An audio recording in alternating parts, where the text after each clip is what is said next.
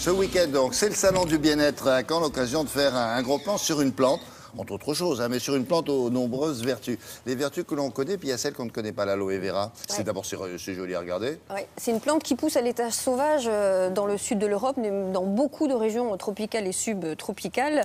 La plante la plus reconnue pour ses vertus, c'est l'aloe vera, parce qu'il y a plusieurs types d'aloès. Et bien, l'aloe vera, c'est celle qui a le plus de vertus. Et on le connaît depuis la nuit des temps. 5000 ans, on sait que déjà les onguents à base d'aloe, ça soignait les brûlures. Et bien, aujourd'hui, on sait que les vitamines qui sont contenues dans la pulpe d'aloe sont truffées de vitamines, de minéraux, 80 nutriments, vitamine A, vitamine B1, B2, etc. Il y a même du calcium et du chlore à l'intérieur, du fer, du zinc. En fait, c'est une mine d'or, l'aloe vera. Oui, mais enfin, ne la prenez pas comme ça. Hein. Il faut attendre qu'il y a des gens très bien qui la synthétisent. Alors, tout est dans la pulpe, en fait, d'aloe vera, qui est connue depuis très, très longtemps.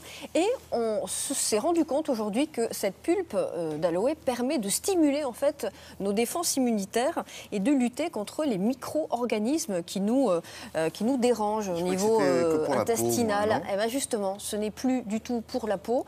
L'aloe vera, maintenant, ça peut se boire, ça peut s'ingérer, ça peut être consommé comme un aliment lambda. Alors, quels sont précisément les composants de l'aloe vera et surtout quels sont les mécanismes d'action de cette plante et de ses principes actifs? Un reportage.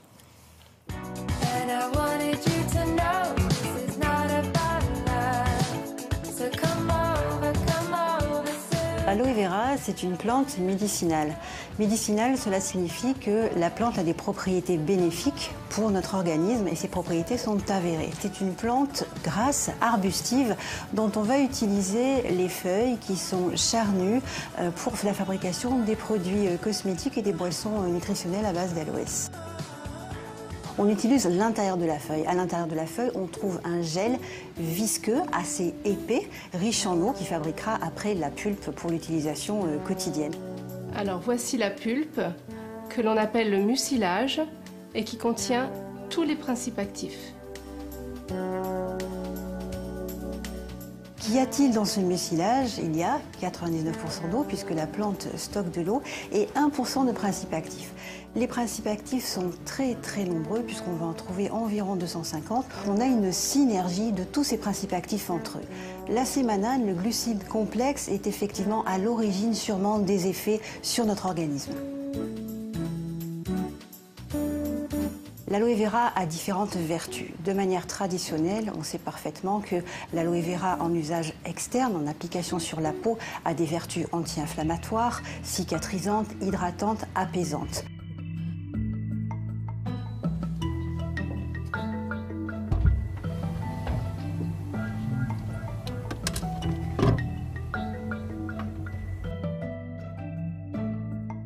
En usage interne, nous avons certains résultats d'études cliniques qui sont intéressants et qui nous montrent par exemple que le syndrome du côlon irritable peut être apaisé par la prise quotidienne d'aloe vera. La même chose pour des ulcères digestifs qui vont être cicatrisés beaucoup plus rapidement. On peut dire donc que l'aloe vera en usage interne est anti-inflammatoire, stimule les défenses naturelles. On va aussi avoir un effet antifatigue, donc c'est vraiment un booster de santé. L'aloe vera, en complément alimentaire buvable, reste un complément alimentaire. Ce n'est pas un médicament. Donc effectivement, on y restera dans le conseil quotidien avec apport de bien-être. Ça.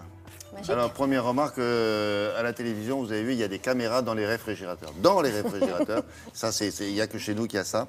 Et on trouve cette aloe vera sous la forme, j'allais dire, comestible. Buvable. À quel endroit? Buvable dans les magasins de diététique, dans les magasins de nutrition spécialisés. Évidemment, ça ne se trouve pas dans les grands magasins encore, mais avec le développement justement de cette boisson, avec la démocratisation justement de l'aloe vera comestible, on devrait en voir très, très prochainement dans les magasins ordinaires.